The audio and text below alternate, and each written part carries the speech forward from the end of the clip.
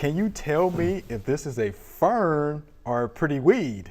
I found it growing in a fence row on my property, and this is from a Sharon. So, fern or pretty weed? It's a pretty fern. It's a pretty fern, right? Yeah. All right. Yeah, lucky. She's lucky. I mean, there are native ferns around, so What do they call them, bracken ferns, or? there's so many. There's so There are many, several different ones, but it's obviously growing there and it's doing well. Looks, and it's a lot of it. And I think she's very fortunate that it's there. I wouldn't. That's a very nice fern.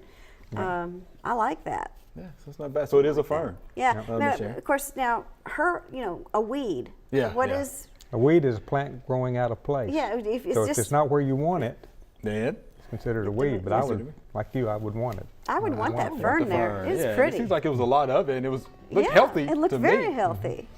Yeah, so, Yeah, okay. I would so obviously encourage it it. likes the conditions that it's in. Might hand pull some of the others away and give it more room so it can spread.